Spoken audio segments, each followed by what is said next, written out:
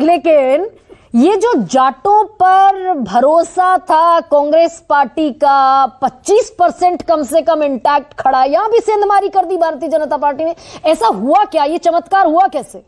देखिए, मुझे लगता है कि जब ये कहा जाता है कि एक खास कम्युनिटी किसी पार्टी के साथ में है, तो ऐसा नहीं होता कि 100 में से 100 वोट उसके पक्ष में जाएं। 80 जाएगा, 90 जाएगा, यहां तक कि जैसे बिहार या यूपी की बात करें, अगर वहां पर यादव वोट है तो यादव अगर लालू या अखिलेश के साथ जाता है तो ऐसा नहीं कि सारा 100 का 100% जाता है। 5 सांसद जो है भारतीय जनता पार्टी के भी वहां पर बनते हैं यादव।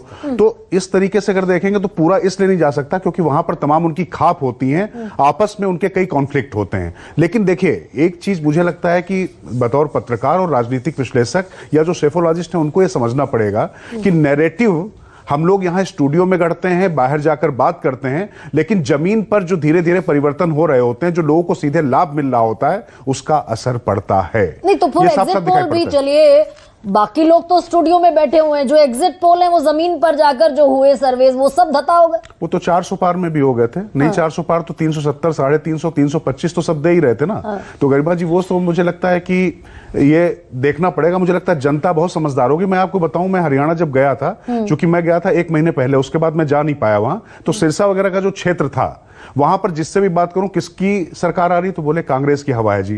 बोले आप किसको वोट देंगे? बोले मैं तो मोदी को दूंगा। बोले क्यों? वो दलित समुदाय के लोग थे। बोले क्यों? बोले मकान मिल गया, शौचालय मिल गया, ये मिल गया। लेकिन इन सब चीजों को देखते हुए भी मैंने कहा फिर आपने कांग्रेस की बात क्यों की? बोले जो आवे वो यही कहे।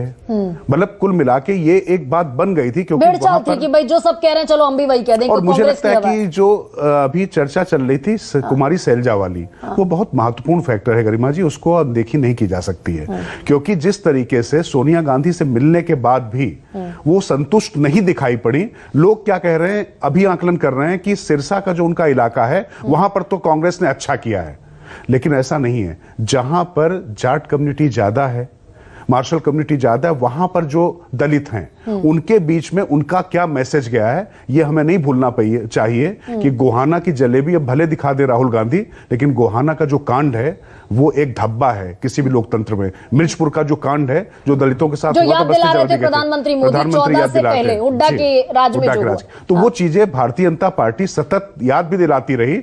और ये बात बताइए कि मुख्यमंत्री तो सब बनने को तैयार थे, वहां चुनाव कौन लड़वा रहा था?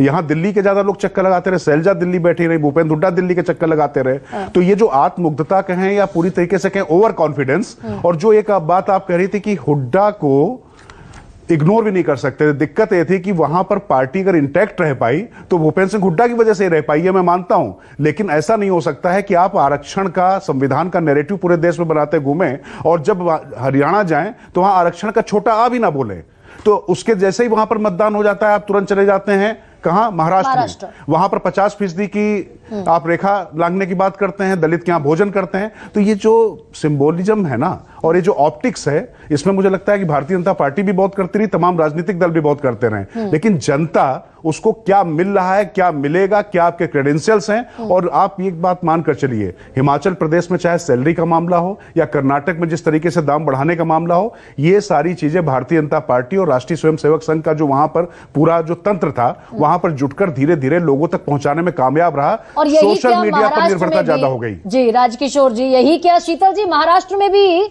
बीजेपी ने यही करने की कोशिश की कि भाई चुनाव आयोग ने तारीखें घोषित नहीं की महाराष्ट्र की हरियाणा के साथ, जबकि विधानसभा का कार्यकाल तकरीबन 7 खत्म हो रहा है और पिछले 3 बार से 15 साल से चुनाव 7 हो रहे हैं हरियाणा के, महाराष्ट्र के, कि भाई लाडली बहना योजना की जो किस्तें हैं वो 3-3 हजार के सेगमेंट में चली जाए, 4-5 किस्तें चली जाएं तब चुनाव हो। तो ये महाराष्ट्र की पॉलिटिक्स पर भी इंपैक्ट दिखेगा क्या, जो हरियाणा की पॉलिटिक्स पर दिखा? अनम्यूट करना पड़ेगा शीतल जी। देखिए, ये तो इसको स्वीकार करना चाहिए और ये सच भी है कि बीजेपी एक बहुत अच्छी चुनाव मशीन के तौर पर हमारे सामने आती है, हर चुनाव में चुनौती के तौर पे आती है। लोकसभा चुनाव में जो उसके अब बहुमत नहीं आया, उसके बाद बहुत सारे लोगों ने कुछ ज्यादा ही मान लिया उसके बारे में, लेकिन ऐसा कुछ हुआ नहीं था। वो हर चुनाव को बहुत गंभीरता से लड़ते हैं, जितने तंत्र को इस्तेमाल कर सकते हैं, एक छोटे छोटे नुआंसेस पे काम करते हैं। चाहे राम रहीम का परलो वाला मामला हो, वो सब चीजों को यूज किया साम दाम दंड भेद। यस, तो वही आप चुनाव में अगर महाराष्ट्र का उन्होंने कुछ दिन टलवाया है तो उस समय का उपयोग कर रहे हो, आप ठीक कह रही हैं। उतने दिन में वो डिलीवरी हो जाएगी, उससे भी कुछ मत उनको मिलेगा। तो वो ये सब काम बहुत गंभीरता से करते हैं और ये वैसे दोनों के लिए है। हमें किसी को एक को ऐसे नतीजों के बाद जब इतना क्लोज मामला है सिर्फ सीटों के आधार पर इसको या उसको खारिज करने का वक्त नहीं है। ये खारिज हो रही हैं स्थानीय पार्टियां। मुझे तो ये लग रहा है ये बहुत सारे राज्यों में खत्म हो जाएंगी और हरियाणा में ये काम हो गया। स्थानीय पार्टियां अब महाराष्ट्र की तरफ अगर बढ़े, अजय जो बात मैं कह रही थी, ये महाराष्ट्र में जो बैटल है ये थोड़ा सा आसानी की तरफ बढ़ेगा इस जीत के बाद। देखिए गरिमा जी, महाराष्ट्र की बात बाद में करेंगे। अभी आपने कहा साम दाम दंड भेद, आपने एक लाइन जोड़ना छोड़ दिया, भाव। ये लीडरशिप में जब तक भाव नहीं होता है ना तब तक लीडरशिप को कोई लीडर नहीं मानता है। भाव क्या होता है मैं समझाता हूं। 303 से 400 का नारा देने के बावजूद हम 240 पे आ गए।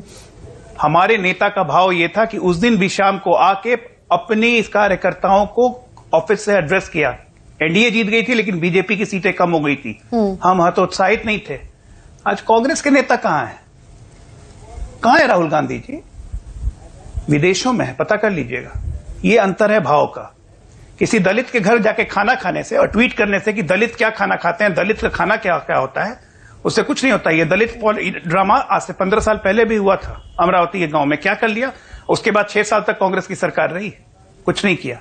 नरेंद्र मोदी को आप लोग भूल जाते हैं कि नरेंद्र मोदी सिर्फ एक मुख्यमंत्री या प्रधानमंत्री नहीं है। नरेंद्र मोदी उसके पहले 22-25 साल तक संगठन का काम करते रहे। अजय जब आप ये सारे दावे और क्लेम करते हैं, भजनलाल से लेके बंसीलाल तक लेके, हाँ, जब आप ये सारे दावे और क्लेम कर रहे होते हैं तब कुछ देवीलाल से लेके भजनलाल से लेके बंसीलाल तक। भाई सुनिए ना अजय जी, सुनिए।